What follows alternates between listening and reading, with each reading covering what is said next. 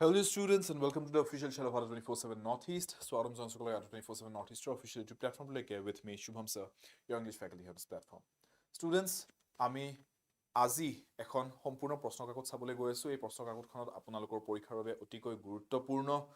প্ৰশ্নসমূহ আমি সলভ কৰিবলৈ গৈ আছো। কেইবা বিধৰ প্ৰশ্ন আছে আপোনালোকে এই গুটেই প্যাটাৰ্ন কেটা আজি চাই লওক কোৱেশ্চনছৰ কাৰণ এই প্যাটাৰ্ন কেটা আপোনালোকে এক্সামৰ কাৰণে খুব ভালকৈ কিটাৰ লগত ফেমিলিয়াৰ হোৱাটো আপোনাৰ কাৰণে দৰকাৰী আৰু এই প্যাটাৰ্ন কেটা আপোনালোকে খুব সঘনাই এক্সামৰ প্ৰশ্ন কাকতত প্ৰিভিয়াছ কোৱেশ্চনছ কেটা যদি চাই তাতে দেখা পাই থাকে আৰু এই প্যাটাৰ্ন কেটাৰ লগত আপোনালোকে অভ্যস্ত হোৱাটো খুব দৰকাৰী যদি আপোনালোকে এক্সামটোত ভাল ৰিজাল্ট এটা কৰিম বুলি ভাবিছে ইংৰাজীত যদি আপোনালোকে ভাল performance এটা দিব বিচাৰিছে পৰীক্ষাটোত গৈ পেলাই সো বলক আজিৰ সেশনটো ষ্টাৰ্ট কৰিছো আৰু আৰম্ভ কৰাৰ আগতে মই এবাৰ জাস্ট আপোনালোকক কৈ লব বিচাৰিছো এই আদা 24/7 ৰ এপটো যোনটো আপোনালোকে ব্যৱহাৰ কৰিব পাৰে নিজৰ পৰীক্ষাৰ বাবে গুটেই লাগতিয়াল ষ্টাডি মেটেৰিয়েল ৰিসোৰ্সেছ খিনি তাৰ পৰা লৈ পঢ়িবলৈ আপোনালোকে এই এপটোৰ লিংকটো ডেসক্ৰিপচন বক্সত পাই যাব ভিডিওটোৰ তলৰ ডেসক্ৰিপচন বক্সটোত আৰু এই লিংকটো ক্লিক কৰি এপটো ডাউনলোড কৰি ইনষ্টল কৰি লব পাৰিব আপোনালোকে আৰু এই এপটোৰ মাধ্যমেৰে এই গুটেই ফ্ৰী ষ্টাডি মেটেৰিয়েল ৰিসোৰ্সেছ খিনি আপোনালোকে সম্পূৰ্ণ লাভ উঠাব পাৰিব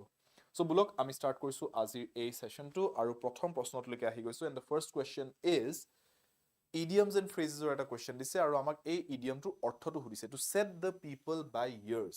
এনেকৈ যদি কোৱা হয় তাৰ মানে আমি কি বুজাইছো এই ইডিয়মটোৰ মিনিং কি ইংৰাজীত to set the people by years to box the people to insult and disgrace the people to punish heavily or to excite people to a quarrel so what is the correct meaning here what does this mean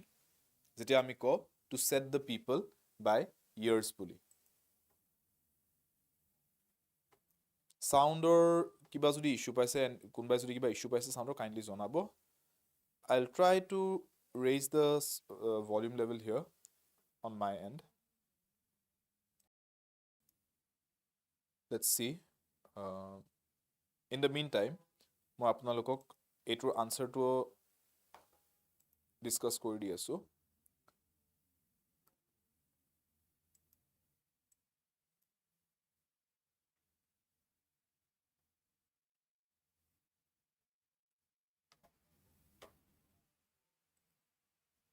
So I hope now the sound is louder than before. There's a total 10 dB boost now. So to set the people by years, this means যে আমি মানুহৰ মাজত কাজিয়া এখন আৰম্ভ কৰাই দিছো ঠিক আছে মানুহৰ মাজত তৰ্ক বিতৰ্ক এখন সৃষ্টি কৰি দিছো এটো কোৱা হয়তো set the people by years ঠিক আছে the jester set the people by years তাৰমানে জুনে jester বুলি কও আমি জুনে ধেমালি কৰি মানুহ খুৱাব ট্ৰাই কৰে সেই মানুহজনে কিবা এটা কৈ পেলাই কিবা এটা সুপটি এটা কৰি পেলাই মানুহৰ মাজত কিবা এটা তৰ্ক বিতৰ্ক এটা লগাই দিলে to set the people by years তাৰমানে কি কৰিলে তাৰমানে কাজিয়া এখন লগাই দিলে হেতু বুজোৱা হয় ঠিক আছে so d is the correct answer here next to কি হ'ব let's take a look at the next question here to draw the long bow again idiom এটাই সুধিছে to draw the long bow ইয়াৰ অৰ্থটো কি long bow বুলি যেতিয়া কোৱা হয় তাৰমানে কি bow এটা যিমান দীঘলীয়াকে টানা হ'ব ন এৰোটো হিমানে দূৰত যাব সেই বস্তুটো বুজি লওক সেই লজিকটো লৈ পেলাই metaphorically কি বুজাব পাৰি হেতু কথা আপোনাক সুধিছে to overestimate oneself to put up high demands to demand a very high price or to make an exaggerated statement to draw the long bow বুলি যেতিয়া কোৱা হয় এটো কথা বুজাইছে কি মানুহজনে বহুত exaggerate কৰি বহুত বঢ়াই চঢ়াই কথা এটা কৈ আছে ঠিক আছে তাৰ অৰ্থটো হৈছে যে মই এটো পিসি টো মিউট কৰি দিও নহলে সাউন্ডটো ডিস্ট্ৰাক্টিং হৈছে মোৰ কাৰণে So draw the long bow বুলি যেতিয়া কোৱা হয় তাৰ অৰ্থটো হৈছে যে মানুহ এজনে কথা এটা বঢ়াই চঢ়াই কৈ আছে বঢ়া চঢ়া के बोलना या फिर बहुत हिंदी में जैसे बोलते लंबा फेंक रहा है भाई ठीक है তাৰ মানে বহুত এক্সাজাৰেট কৰি কথাটো কৈ আছে তাৰ মানে কথাটো সঁচা নহয় তেওঁ যোনটো কৈছে বঢ়াই চঢ়াই কৈ আছে that is the meaning of drawing the long bow ঠিক আছে You cannot take his words seriously as he is prone to drawing the long bow. তাৰমানে কি কৈছে তাৰমানে তেওঁৰ কথাখিনি বিশ্বাস কৰি ল'ব নোৱাৰি পুতুকে কাৰণ তেওঁৰ এটা টেন্ডেন্সি আছে যে তেওঁ সদায় কথাবোৰ বঢ়াই চঢ়াই কয় ঠিক আছে নেক্সট কোৱেশ্চন লৈকে আহিছো number 3 let's take a look at this one what is the answer to make the grade okay that's the phrase to make the grade ইয়াৰ অৰ্থটো কি হ'ব To overestimate oneself to put up high demands to demand a very high price or to make an exaggerated statement একেটা options দিছে so যেতিয়া make the grade বুলি কোৱা যায় ইয়াৰ ভিতৰত কোনবাটো আনসাৰ হ'ব জানো ইয়াৰ ভিতৰত কোনোটোৱে আনসাৰ নহয় a b c d গুটেইটা কাটিব পাৰি because the answer here is none of the above যদি আপোনালোকে a b c d বুলি কিবা এটা কৈছিলে then understand that you guys are just playing tukka you guys are playing a b c d and that is not what we are here to do you have to be able to tell whether the options are correct or not so to make the grade বুলি যেটা কোৱা হয় তাৰ অৰ্থটো হৈছে যে আপুনি কিবা এটা কাম কৰাত সফল হ'ল to make the grade or to make the cut হেনেকেও কয় তাৰ অৰ্থটো হৈছে যে আপুনি কিবা এটা টাৰ্গেট লৈ পেলাই কাম এটা কৰিব গৈছিলে আৰু সেই কামটোত আপুনি সফল হ'ল ঠিক আছে আপোনাক যোনটো টাৰ্গেট দিয়া গৈছিলে আপুনি সেই টাৰ্গেটটো এচিভ কৰিলে you have made the grade you have made the cut ঠিক আছে হেনেকৈ কোৱা হয় next to কি the next one is to fly off the handle to fly off the handle okay what's the meaning here to fly off the handle বুলি যেটা কোৱা হয় ইয়াৰ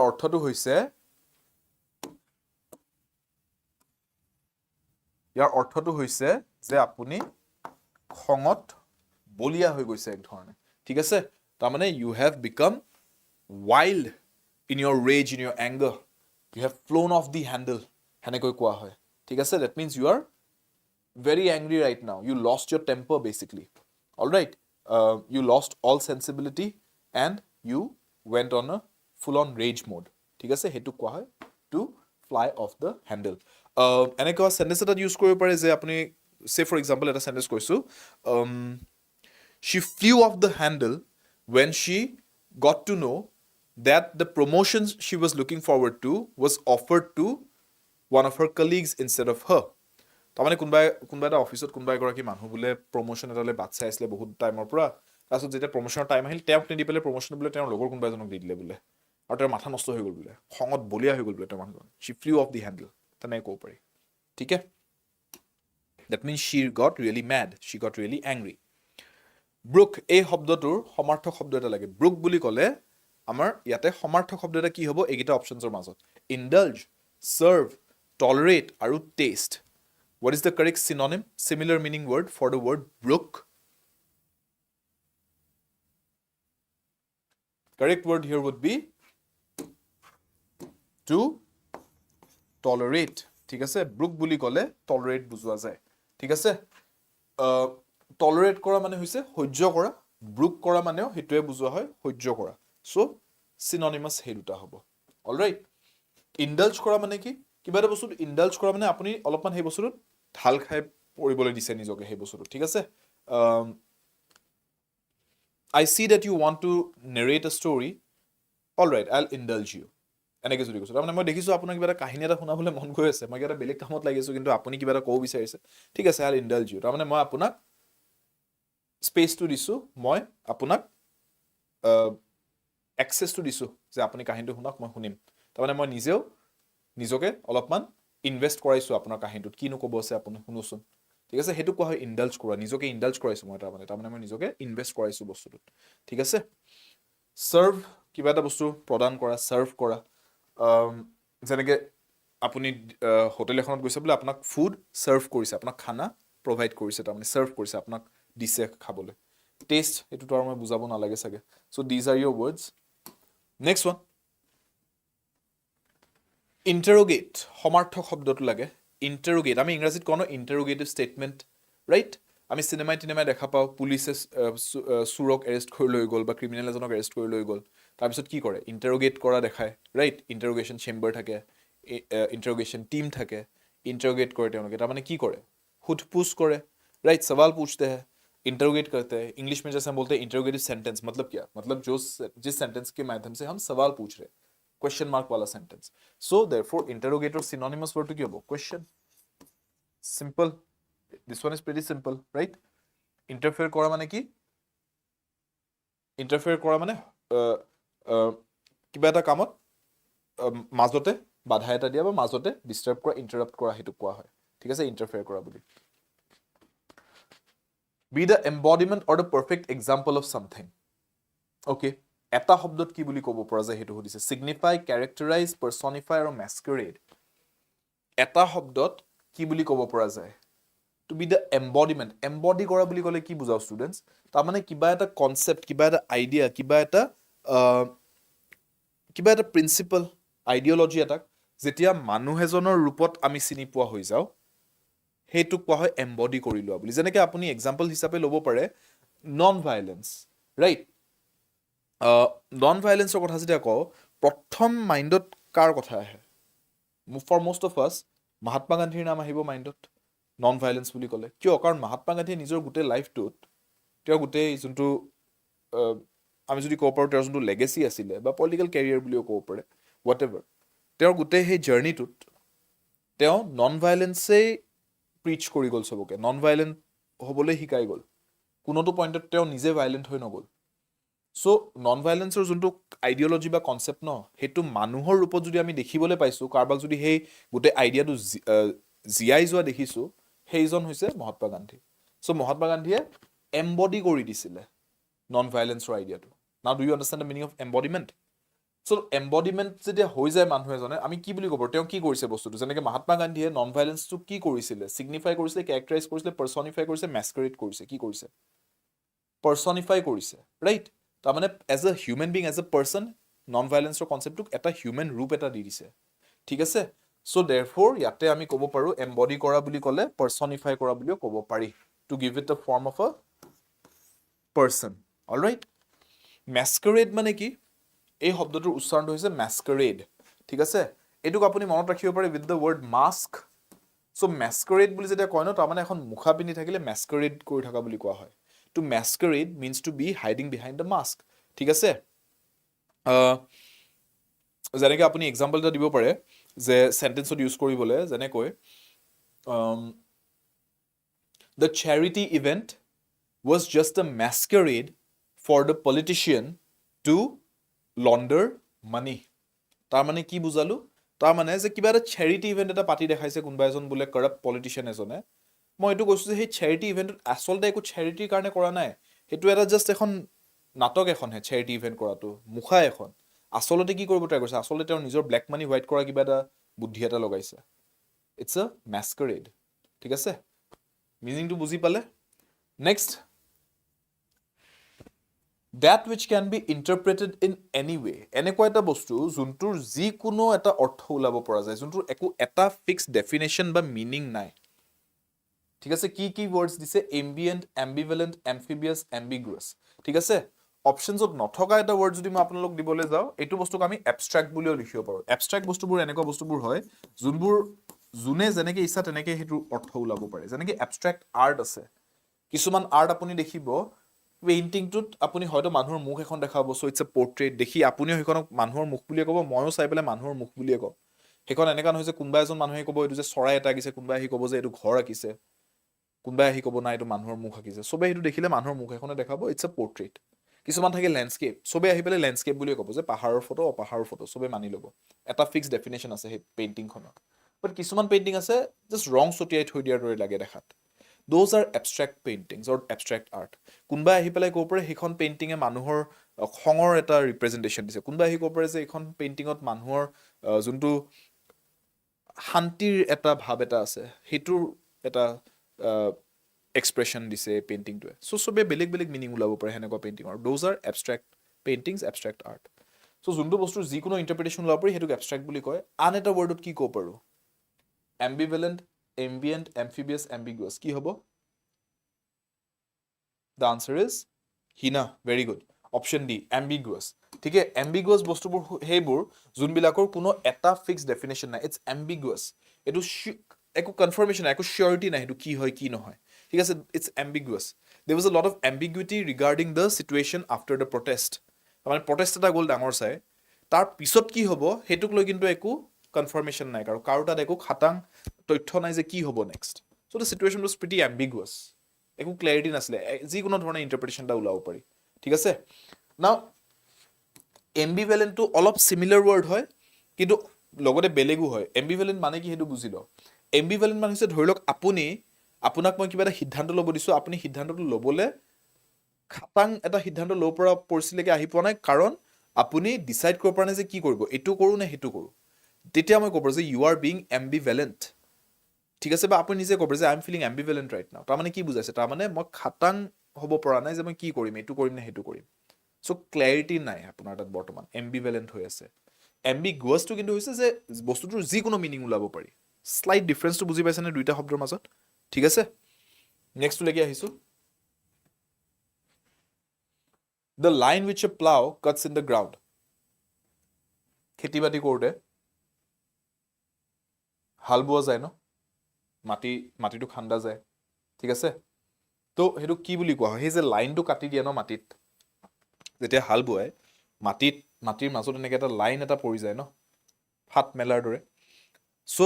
হেতু কি বুলি কয় সেই ফাটটো যে মেলে হেতু কি বুলি কয় ভেল ট্ৰেঞ্চ ফৰো ট্ৰাউ কোনটো কাৰেক্ট হ'ব which one will be correct here when it comes to farming এতিয়া আমি ফাৰ্মিংৰ পাৰ্সপেক্টিভৰ পৰা চাব লাগিব মাটিত খান্দিলে বিভিন্ন ধৰণৰ ওয়াৰ্ডস ইউজ কৰো আমি কিন্তু পাৰ্টিকুলাৰলি ফাৰ্মিংৰ কাৰণে আমি কোনটো ওয়াৰ্ড ইউজ কৰিম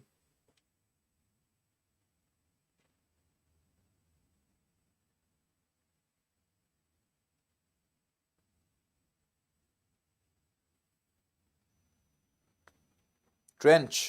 নো ট্ৰেঞ্চ বুলি নকওঁ ট্ৰেঞ্চটো ক'ত ইউজ কৰিছিলে জানেনে ট্ৰেঞ্চ ইউজ কৰিছিলে ৱাৰৰ টাইমত ৱৰ্ল্ড ৱাৰ 1ত ফাৰ্ষ্ট যেতিয়া ৱৰ্ল্ড ৱাৰ 1 হৈছিলে ন যেতিয়া প্ৰথম যুদ্ধখন হৈছিলে গ্লোবেল স্কেলত তাতে কি হৈছিলে দুই সাইডৰ পৰা আৰ্মিয়ে ইটো আৰ্মি হিটো আৰ্মিক ফেস কৰি আছে গুলিয়াগুলি চলি আছে এতিয়া মুকলি পথাৰ এখনত যদি দুই ফালৰ পৰা গুলিয়াগুলি চলে এবাৰতে সব মৰিব ন বহুত মানুহ মৰি যাব একেলেঠাই ইপিনৰ গুলি গৈ হিপিনৰ মানুহৰ তাত লাগিব হিপিনৰ পৰা হি গুলি ইটো সাইডৰ আৰ্মি তাত লাগিব তো ফায়াৰিং কৰা জায়গাত হে মুকলি জায়গাবিলাকত কি কৰিছিলে মাটিত গাঁত খান্দি লৈছিলে 7-8 ফুট 10 ফুট কৈ গাঁত খান্দি লৈছিলে মাটিত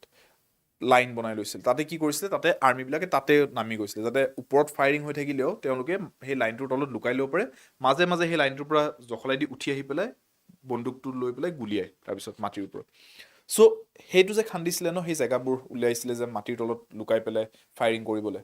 সেইবিলাকো কোৱা হয় ট্ৰেঞ্চেছ ট্ৰেঞ্চ শব্দটো আমি তাৰ মানে পাৰ্টিকুলাৰলি সেই যুদ্ধৰ সময়ত যেতিয়া মাটিত গাঁত খান্দে হেতুকে ট্ৰেঞ্চ বুলি কওঁ বুজি পাইছে কিন্তু যেতিয়া খেতি বাতিৰ ক্ষেত্ৰত আমি খান্দি দিয়া ন মাটিটো হেতুক আমি ফৰো বুলি কওঁ ঠিক আছে আপোনালোকে দেখিছে পথাৰত দেখিছে নিশ্চয় যেতিয়া পথাৰত হাল বোৱাই থৈ দিয়া হয় ঠিক সিডছ পাতি ৰুৱাৰ আগতে সেই পিৰিয়ডটোত মাটিটোত সেই যে আলিবোৰ কাটি থোৱা থাকে ন সেইবিলাকক ফৰো বুলি কোৱা হয় ঠিক আছে that line is called the furrow alright clear next কি আচ্ছা কোৱেশ্চনটো কি কৈছে এবাৰ ভালকে কোৱেশ্চনটো চাই লওক কাৰণ এটা অলপ দীঘলকে আছে এইটো প্যাটাৰ্নটো কোৱেশ্চনটো ন let's see a part of the given sentence is underlined choose the option that can improve the underlined part alright বাক্যটো তাৰমানে ৰেখাংকিত অংকটো আমি আৰু অলপ উন্নত কৰিবলৈ কি লিখিব পাৰো হেতু সুধিছে তাৰমানে ইয়াতে আমাক 1 2 3 এই তিনটা বাক্যাংশ দিয়া আছে কিহৰ বাবে যে এই ৰেখাংকিত বাক্যাংশটো আতৰাই দি আপুনি যদি এই তিনটাৰ কোনবা এটা বা সে ফৰ এক্সাম্পল যেনেকৈ এইটো অপচন দিছে বহুত 20 2 নম্বৰ বা 3 নম্বৰটো যদি লিখে তেতিয়া বাক্যটো বেছি ভাল হ'ব কোন কেটা বা কোনটো লিখিলে বাক্যটো উন্নত হ'ব হেতু সুধিছে যদি কোনটোৱে লিখিব নোৱাৰি 1 2 3 একোৱে নালাগে আৰু যদি যেনেকৈ দিয়া আছে তেনেকৈ কাৰেক্ট আছে তে none of the above no correction required বুলি আমি ক'ব পাৰো so sentence to ki in southern states of Kerala and Tamil Nadu relief camps had set up for people who left their dwellings fearing these waves could crash against their houses ঠিক আছে তাৰমানে এইটো কৈছে সাদাৰ্ণ ষ্টেটছত কেৰালা তামিলনাডুত coastal area ন সাগৰৰ পৰা পানী বান ভাঙি সোমাই আহিছে বান ভাঙি যেতিয়া পানী সোমাই আহিছে তেতিয়া কি হ'ব মানুহে ভয় কৰিছে যে আমাৰ ঘৰচৰ ডুবি যাব চাগে এই ঢৌবিলাক যে আহি আছে ঘৰচৰ অটুৱাই লৈ যাব চাগে সো সেই মানুহখিনিয়ে নিজৰ নিজৰ জায়গা এৰি থৈ গুচি আহিছে নিজে ডুবি মৰি যাম বুলি তেওঁলোকে ভাবিছে যে ঘৰটোৰ পৰা গুচি আহাই ভাল এতিয়া ঘৰত যদি থাকিব নোৱাৰোতে ক'ত যাম এতিয়া তেওঁলোকৰ কাৰণে কি কৰিছে তেওঁলোকৰ কাৰণে ৰিলিফ কেম্পছ পাতি দিছে সেই বস্তুটো কৈছে যে এই যে মানুহখিনি নিজৰ ঘৰ এৰি আহিবলগীয়া হৈছে তেওঁলোকৰ কাৰণে ৰিলিফ কেম্পছ সাহায্যৰ কাৰণে কিছুমান স্থান কিছুমান কেম্প সেট আপ কৰা গৈছে সো এই কথাটো লিখোতে কাৰেক্টলি লিখিলে নে নাই লিখা ভুল হৈছে ন কিয় ভুল হৈছে কাৰণ আমি যেতিয়া হেড সেটআপ বুলি কৈছো হেড সেটআপ বুলি যে ক'লো তাৰ মানে কি তাৰ মানে কোনবাই সেটআপ কৰিছে এটা কোনে সেটআপ কৰিছে ৰিলিফ কেম্পছে সেটআপ কৰা বুলি কোৱাৰ নিচিনা হৈছে relief camps had set up relief কেম্পে একো সেটআপ কৰা নাই তো ৰিলিফ কেম্পছ সেটআপ কৰা হৈছে হে বেলেগে কোনবা বেলেগ মানুহে ৰিলিফ কেম্প সেটআপ কৰিছে so relief camps they are not the relief camp to doer of the action নহয় তো ইহতি ৰিলিফ কেম্পে সেটআপ কৰা নাই ৰিলিফ কেম্পক সেটআপ কৰা গৈছে বস্তুটো বুজি পাইছে না সো আমি কি লিখিব লাগিব আমি ইয়াতে এটো এক্টিভ ভয়েসত লিখাৰ নিচিনা হৈছে Active voice, passive voice concept মন ৰাখিব active voice ত লিখাৰ দৰে হৈছে যে the subject এই verb টো যে লিখিছো had set up এটো আমাৰ verb part হয় sentence টো verb টো লিখিছো ইয়াৰ কাৰণে এটো subject যাৰ কাৰণে আমি verb টো লিখিছো এই subject টোৰ কাৰণে যদি verb টো লিখিছো মই যদি relief camps had set up লিখো এনেকুৱা লাগিব যে এই subject টো doer of the action হয় কিন্তু relief camp টো এটা non living thing হয় অজীৱিত বস্তু এটা ই কেনেকৈ action perform কৰিব so therefore এটো ভুল হৈ আছে so লিখোতে কেনেকৈ লিখিব লাগিব relief camps setting up relief camps setting up লিখিবও নোৱাৰো relief camps are being set up হেনেকে লিখিলেও বেলেগ কথা so আমি active voice ত লিখিব নোৱাৰোৱে ঠিক আছে ডাইৰেক্টলি আমি action word টো লিখি দিব নোৱাৰো relief camps ৰ পিছত relief camps were set up for people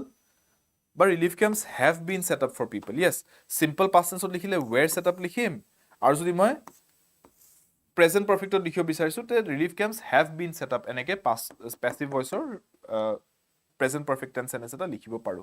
so 2 আৰু 3 টো কাৰেক্ট এক নম্বৰ সেন্টেন্স টো ভুল আৰু যেনেকৈ দিয়া আছে তেনেকৈও ভুল so only one টো হ'ব নোৱাৰে right no correction required হ'ব নোৱাৰে আৰু only 2 নহয় কাৰণ 3 টো কাৰেক্ট আৰু only 3 নহয় কাৰণ 2 টো কাৰেক্ট so এই দুটাও ভুল so option টো কাৰেক্ট option টো হ'ব ইয়াতে option D both 2 and 3 are correct ঠিক আছে you can write it as relief camps were set up বা relief camps have been set up দুইটাই কাৰেক্ট হ'ব clear only 2 নহয় answer বুজি পাইছে both 2 and 3 দুইটা correct বুজি পাইছে না clear next one immediately after boarding the bus Mahesh asked the conductor that if he knew where the museum was it was a error detection or question হয় students so error to detect কৰিব লাগে error detection কোনটো পাৰ্টত error আছে হেতু কক এই কোৱেশ্চনটোৰ কোনটো অংশত এই বাক্যটোৰ কোনটো অংশত কিবা ভুল আছে কিবা ক্ৰুটি আছে কিবা অশুদ্ধ হৈ আছে হেতু লাগে আমাক which part of this sentence has some form of error কি হ'ব আনসাৰটো immediately after boarding the bus Mahesh asked the conductor that if he knew where the museum was বিচাৰি পাইছে আনসাৰটো ক'ব পাৰিছে যদি এতিয়ালৈকে ক'ব পৰা নাই তে আপোনালোকে লগাতকে বেছি টাইম লৈ আছে see the error here is আমি কেতিয়াও asked বুলি যেতিয়া লিখো ন ইয়াৰ পিছত কেতিয়াও আমি that নিলিখো asked that বুলি কেতিয়াও কোৱা নাযায় মনত ৰাখিব ঠিক আছে asked শব্দটোৰ লগত that শব্দটো কেতিয়াও নাহে এটো সদায় মনত ৰাখিব ঠিক আছে সিধা সিধি কক Mahesh asked the conductor if he knew where the museum was asked if বা asked whether বুলিও লিখিব পাৰো এনেকুৱা সিচুৱেচনত যত নেকি প্ৰশ্নটো এনেকুৱা এটা যত উত্তৰটো দুটা বস্তুৰ মাজত চুজ কৰি পেলাই আনসাৰ দিব পাৰি যেনেকৈ ইয়াতে এটো এটা yes no question হয় মিউজিয়ামটো ক'ত আছে জানা নেকি হয় জানো বা নহয়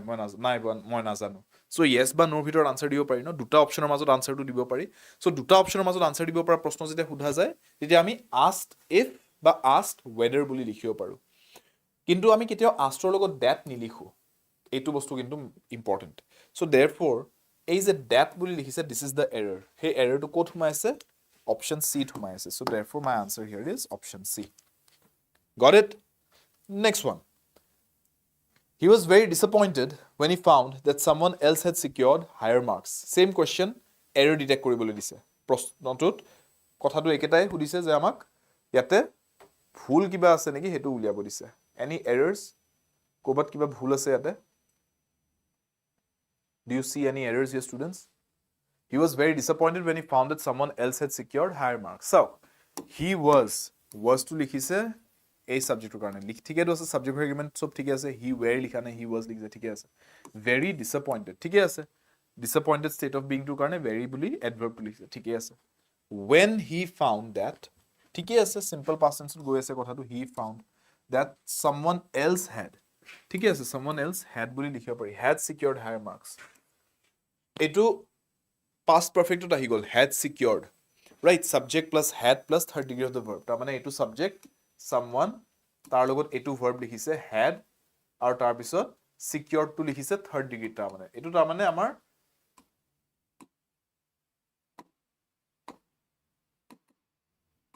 এটো তাৰ মানে আমাৰ past perfect tense ত লিখা গৈছে এডখৰ তো past perfect tense ত কিয় লিখিলে ঠিকেটো আছে past perfect tense ত লিখাটো কাৰণ এটো step 1 হয় কোনবাই first ইয়াতকে বেছি মাৰ্ক সিকিউৰ কৰি ললে আৰু তাৰ পিছত ই বস্তুটো গম পালে ৰাইট যে ও মুটকে বেছি মাৰ্কস কোনবাই পাইছে দিস ইজ step 2 আৰু তাৰ পিছত হি ডিসএপইন্টেড হ'ল এটো গম পোৱাৰ পিছত সো ডিসএপইন্ট হোৱাটো স্টেপ 3 হয় হি ওয়াজ ডিসএপইন্টেড কেতিয়া যেতিয়া হি অলৰেডি বিচাৰি পালে কিবা বস্তু গম পালে this is the second thing that happen তাৰ পিছত ডিসএপইন্ট হৈছে প্ৰথমতে কিন্তু কি হৈছিলে কোনবাই তাতকে বেছি মাৰ্কস পাই গৈছিলে সিকিউৰ কৰি লৈছিলে সো ইয়াতে তিনটা স্টেপস মেনশন কৰা হৈছে সেন্টেন্সটো আসলে তিনটা আমি স্তৰৰ কথা পাতিছো তিনটা স্টেপছৰ কথা পাতিছো তাৰ ভিতৰত যোনটো step 1 first step of the series of actions of the sequence of actions এই ক্ৰমানুক্ৰমভাৱে যিকিটা ঘটনা হ'ল তাৰ প্ৰথম যোনটো ঘটনা হেতুক আমি সদায় পাৰফেক্ট টেন্সত লিখো ইয়াতে গুটেকিটা পাষ্টত হৈছে তো সব পাষ্ট পাৰফেক্ট বাকি কিটা আমি সিম্পল পাষ্ট টেন্সত লিখিব পাৰিছো সো ঠিকই আছে গুটে বস্তুটোই ঠিক আছে so therefore I can say that there is no error in this sentence alright everything যিমান আছে ইয়াতে সাবজেক্ট এগ্ৰিমেন্ট টেন্স ইভেন কিবা যদি পাৰ্টিকুলাৰ ওয়াৰ্ডস ইউজ কৰিছে যেনেকৈ দ্যাট ইত্যাদি সব ঠিকই আছে একো প্ৰবলেম নাই Next question lege ahisu. What is the next question? In each of the questions given below, phrase is highlighted which can be incorrect. Choose the most appropriate phrase from given options which could replace the highlighted phrase to make the statements grammatically and contextually correct. If no replacement is required, mark E as your answer, that is no replacement is required. Okay? তাৰমানে সেন্টেন্সটোত again এটা ৰেখাঙ্কিত অংশ দিছে ৰেখাঙ্কিত অংশটো যদি ঠিকই আছে option ই লেকে গুচি যাওক যদি ৰেখাঙ্কিত অংশটোত কিবা ইমপ্ৰুভ কৰিব পৰা স্কোপ আছে এই A B C D options কেটাৰ মাজৰ পৰা কোনটো আমি ইউজ কৰিব পাৰো ৰেখাঙ্কিত অংশটোক হলনীকৰণ কৰি দিবলৈ যাতে আমাৰ বাক্যটো শুধৰাব পাৰো হেতু চাবলৈ দিছে so what should be the answer for the first question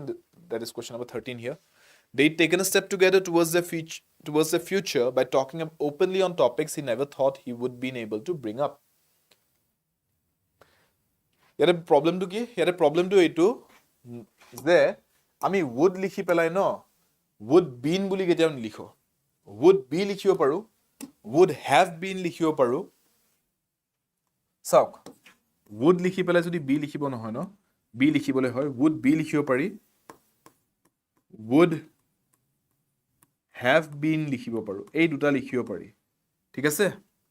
would been directly লিখি নিদিয়ে have নিলিখাকৈ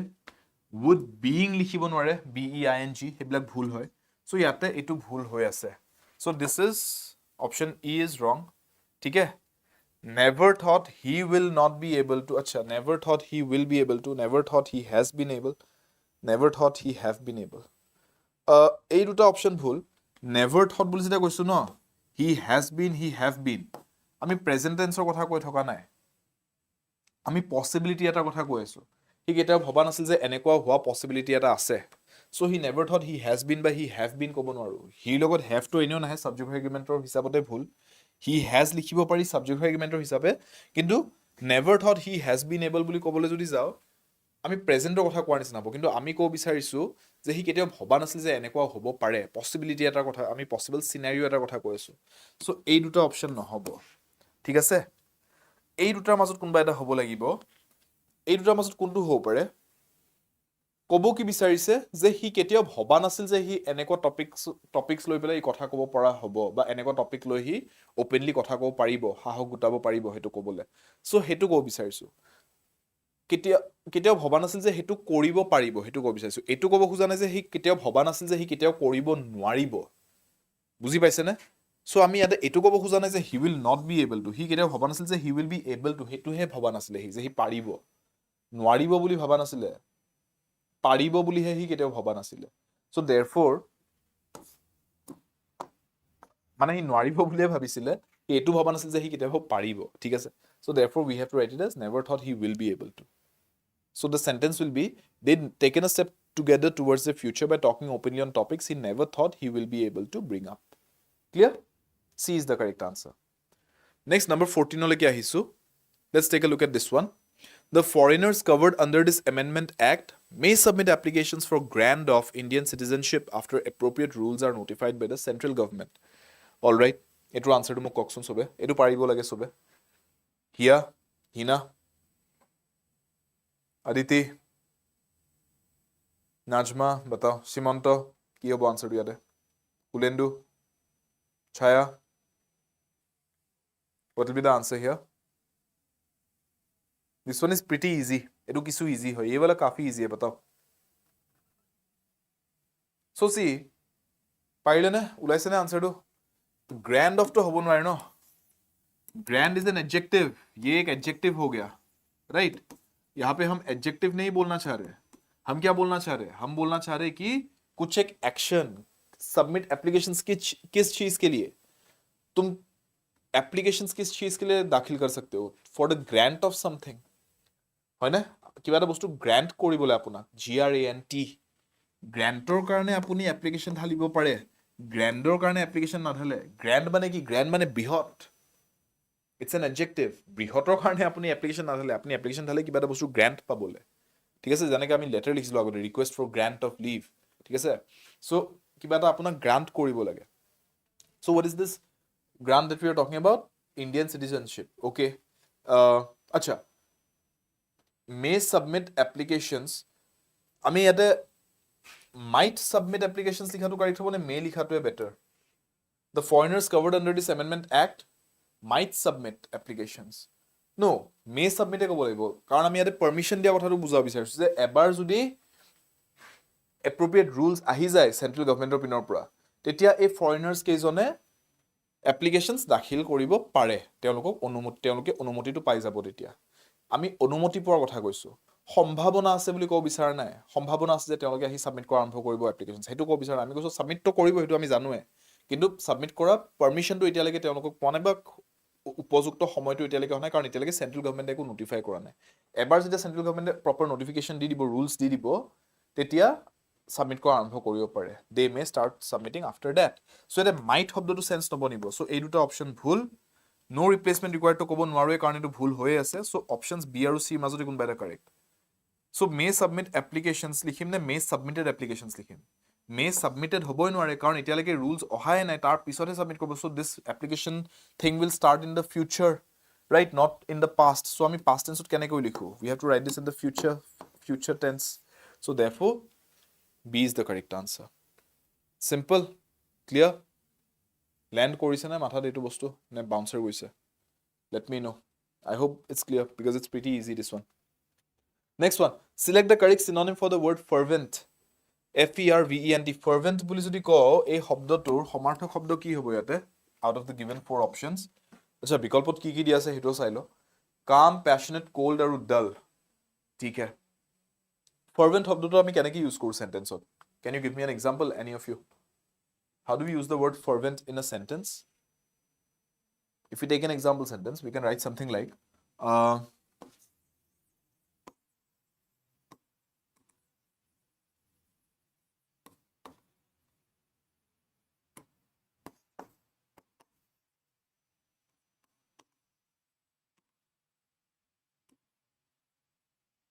I can write something like this, right? She has a fervent desire to start her own business,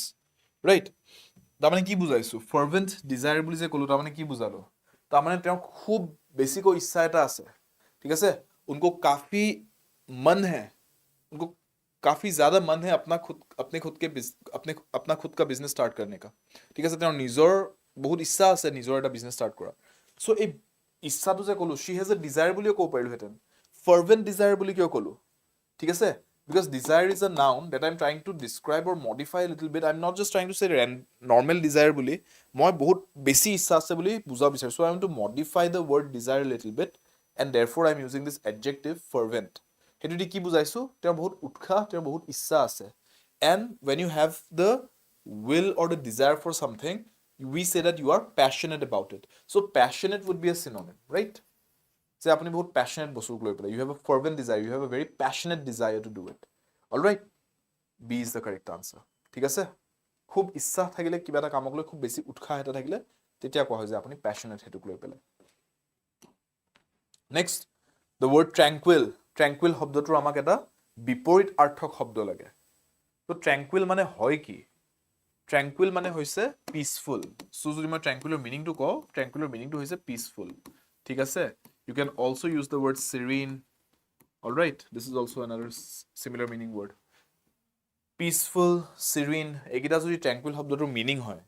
তে কামটোতো ইয়াৰ লগত related শব্দ এটাই হ'ব, কাম. কাম বুলি যেতিয়া বুজাও, শান্ত, নিৰিবিলি, এইবিলাক শব্দ আমি ক'ব পাৰো, so silent, quiet, এইবিলাকো synonymous হৈ যাব, so if quiet, silent, calm, these are all synonymous আৰু আমাক লাগে antonym, তেনেহলে বিপৰীতাৰ্থক শব্দ এন্টোনিমটো কোনটো হ'ব of course the only one left is agitated that has to be the antonym হেতু হয় বিপৰীতাৰ্থক শব্দটো why because যদি আপুনি tranquil state থাকে ন when you are in a tranquil state আপোনাৰ অৱস্থাটো যদি মই tranquil বুলি describe কৰিব পাৰো that means you are in a very peaceful zen mode meditative state ঠিক আছে আপুনি এটা খুব শান্ত ৰিলেক্স ষ্টেট এটাত আছে একো অসুবিধা পোৱা নাই আপুনি অপজিটটো হ'ব যদি আপুনি এজিটেটেড হৈ থাকে যে আপোনাক কিবা এটা বস্তুৱে উস্পিছা এটা অনুভৱ কৰাই আছে ঠিক আছে আপুনি কিবা এটা বস্তুক লৈ পেলাই উস্পিছাই আছে কিবা এটা বস্তুক লৈ পেলাই আপুনি কমফৰ্টেবল ফিল কৰা নাই ইউ আৰ এজিটেটেড কি কৰোঁ কি নকৰোঁ লাগি আছে আপোনাৰ that is the opposite of tranquil no বুজি পালে so therefore the correct word here would be agitated that's your answer all right coming to the next one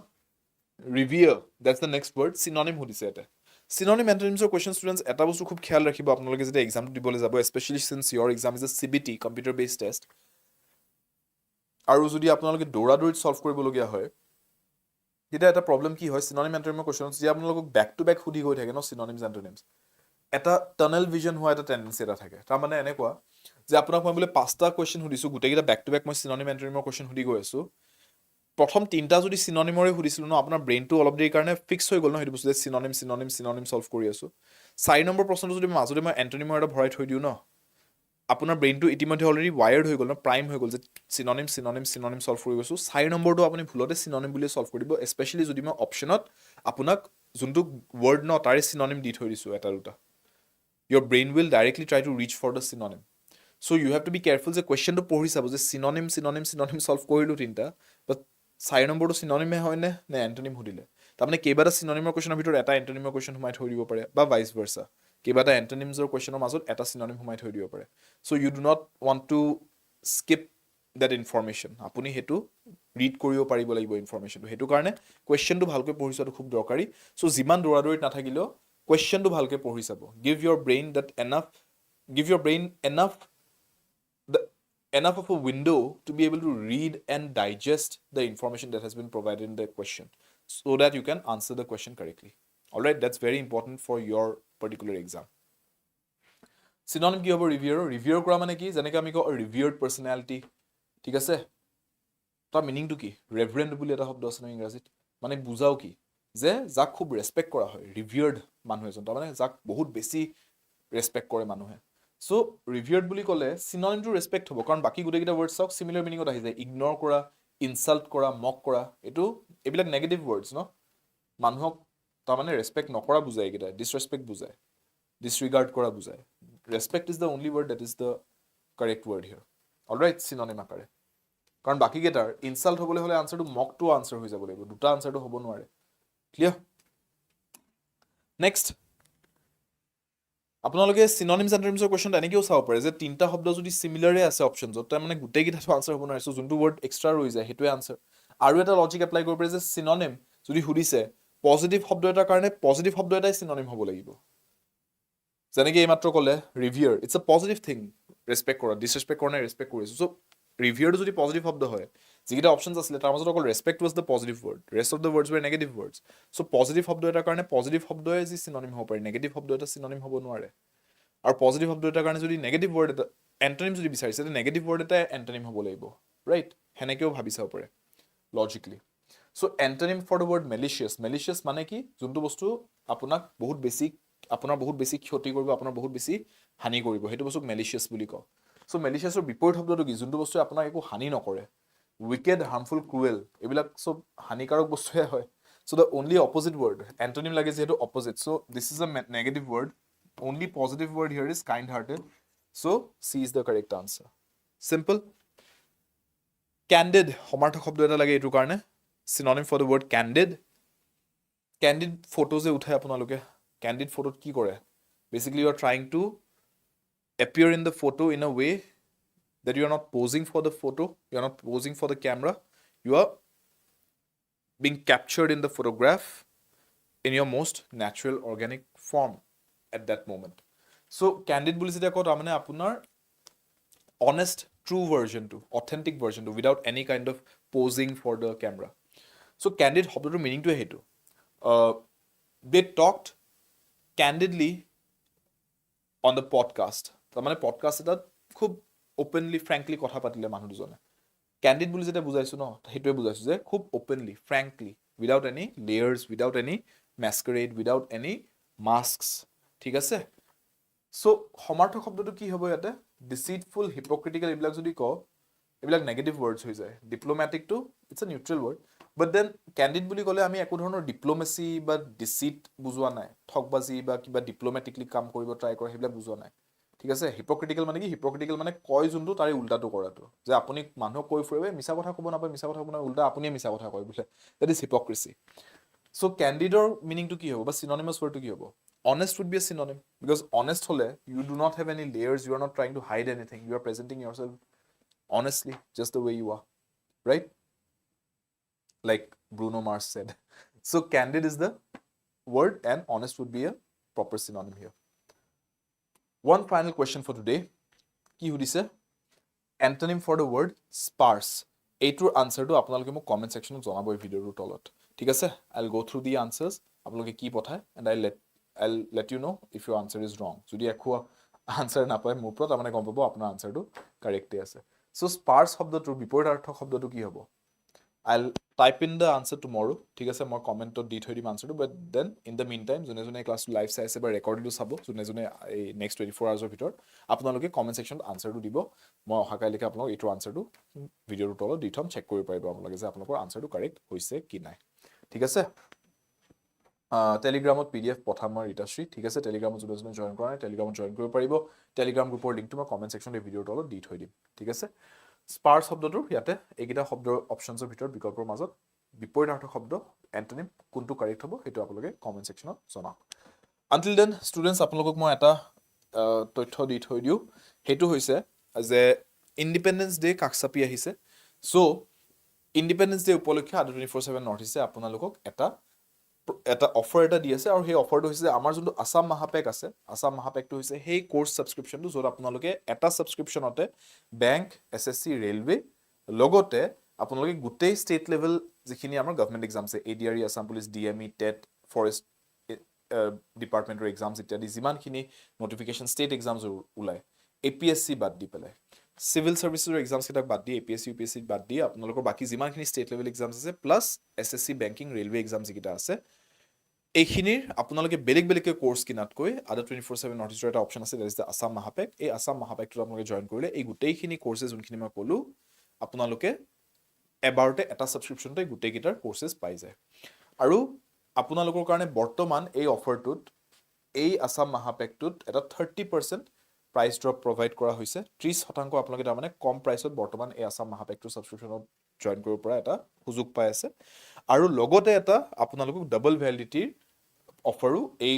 অফাৰটোতে add কৰি দিয়া হৈছে। ডাবল ভেলিডিটি মানে কি? তাৰমানে আপোনালোকে ইন জেনেৰেল আদা 24/7 কোৰ্চ জইন কৰিলে 1 বছৰৰ বাবে কোৰ্চটো আপোনালোকে এক্সেছটো পাই থাকে। ক্লাছ টেষ্ট, মক টেষ্ট গোটেইখিনি সেই কোৰ্চটো যিমান আছে 1 বছৰলৈকে আপোনালোকৰ তাত এভেইলেবল থাকে। বৰ্তমান কিন্তু এই অফাৰ পিৰিয়ডত যদি আপোনালোকে জইন কৰে আসাম মহাপেকটোত প্ৰাইচটোতো কম পাবই, 30% কম পাবই, লগতে আপোনালোকে ডাবল ভেলিডিটি পাইছে। তাৰমানে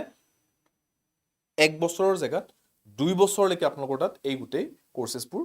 এভেইলেবল থাকিব। তাৰমানে আপোনালোকে নেক্সট 2 বছৰ নিশ্চিন্ত মনে গোটেইকেইটা পৰীক্ষাৰ কাৰণে প্ৰিপেয়াৰ কৰি থাকিব পাৰিব।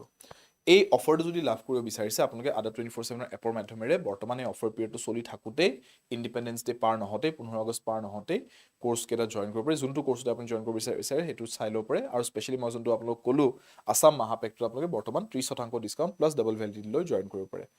এইটোত আপুনি অফাৰটোত জইন কৰিবলৈ, এই অফাৰটো লাভ কৰিবলৈ Y577 এই কোডটো মোৰ আপোনালোকে লিখি থৈ দিয়ক। এই কোডটো ইউজ কৰিলেহে আপোনালোকে এই অফাৰটো এভেইল কৰিব পাৰিব। চ' সেইকাৰণে এই Y577 কোডটো ইউজ কৰি পেলাই আপোনালোকে জইন কৰিব। ইউজ দিছ কোড, লিখি থৈ দিয়ক লাগিলে Y577 কোডটো আজি নহ'লেও কাইলৈকে পিছলৈকেও যদি আপোনালোকে কেতিয়াবা কোৰ্চ জইন কৰে ন আদা 24/7 থ্ৰু দি, এই কোডটোৱে আপোনালোকক সদায় লৱেষ্ট পচিবল প্ৰাইচটো পোৱাত হেল্প কৰিব। বাকী যিমান কোডছ কেতিয়াবা অটো এপ্লাই হৈ থাকে কিছুমান কোডছ, সেইবিলাকতকৈ বেছি ফেকাল্টি কোড যদি আপোনালোকে লাভটো পায়, মোৰ ফেকাল্টি কোডটো মই আপোনালোকক জনাই দিছোঁ, যিহেতুকে আপোনালোকে ইউটিউব ক্লাছটো চাই আছে। Y577 হৈছে মোৰ ফেকাল্টি কোডটো। এইটো কোড ইউজ কৰিব পাৰে এণ্ড এই অফাৰটো লাভ উঠাব পাৰে। ফিউচাৰলৈকেও এই কোডটো আপোনালোকৰ কামত আহি থাকিব। চ' যদি কিবা আপোনালোকে অধিক তথ্য জানিব বিচাৰিছে ৰিগাৰ্ডিং দ্য কোৰ্চেছ বা এনিথিং এলছ ৰিগাৰ্ডিং আদা 24/7 নৰ্থ ইষ্ট কোৰ্চেছ, মক টেষ্ট এটচেট্ৰা, এই কণ্টেক্ট নম্বৰটোত আপোনালোকে নিশ্চিন্ত মনে কল কৰিব পাৰে। ইউ কেন কল দিছ নম্বৰ আৰু সবিশেষ তথ্য আপোনালোকে লাভ কৰিব পাৰিব। কোৰ্চৰ বিষয়েও আপোনালোকে যদি এক্সট্ৰা কিবা ইনফৰমেশ্যন জানিব বিচাৰিছে কণ্টেক্ট নম্বৰটোতো কল কৰিব পাৰে। লগতে আপোনালোকে আদা 24/7 এপটোত গৈ আমাৰ গোটেইকেইটা কোৰ্চেছৰ বিষয়ে আপোনালোকে কোৰ্চটোৰ আইকনটোত ক্লিক কৰি পেলাই পঢ়ি চাব পাৰে গোটেই কোৰ্চটোৰ গোটেই ডিটেইল ষ্টাডি প্লেন গোটেইখিনি চাই ল'ব পাৰিব ঠিক আছে কোডটো গম পালে ৱাইপাছ 77 বাকি মোৰ ইংৰাজী ক্লাছেছ সন্ধিয়া 5টা বজাত আপোনালোকে এই ইউটিউব চেনেলটোতে পাই যাব আৰু 24/7 নৰ্থ ইষ্টৰ এই চেনেলটোত যোনে যোনে আপোনালোকে এই প্লেলিষ্টটো ফলো কৰি আছে আইবিপিএছৰ এক্সামটোৰ কাৰণে যোনে যোনে প্ৰিপেয়াৰ কৰি আছে আপোনালোকে এই প্লেলিষ্টটো সেভ কৰি থৈ দিব যাতে প্লেলিষ্টৰ ক্লাছেছখিনি আপোনালোকে সিৰিয়ালি চাই গৈ থাকিব পাৰে ঠিক আছে আৰু সেশনটো যদি ভাল পাইছে নিশ্চয় ক্লাছটো এৰি যোৱাৰ আগতে লাইক বাটনটো হিট কৰি দিব আপোনালোকে শ্বেয়াৰ কৰি দিব সেশনটো সাবস্ক্ৰাইব কৰি ল'ব চেনেলটো যদি সাবস্ক্ৰাইব কৰা হোৱা নাই আৰু কমেন্ট সেকশনত জনাব আপোনালোকে আজিৰ লাষ্ট কোৱেশ্চনটো আনসাৰটো কি আপোনালোকৰ মতে কাৰেক্ট আনসাৰটো কি হ'ব লাগে সাবস্ক্ৰাইব কৰা নাই চেনেলটো সাবস্ক্ৰাইব কৰিব আৰু 24/7 নৰ্থ ইষ্ট পঢ়াৰ বাবে আড্ডা সফলতাৰ বাবে আড্ডা ইংৰাজীৰ বাবে শুভম স্যাৰ লগ পাম নেক্সট ক্লাছত until then take care I'll see you in next class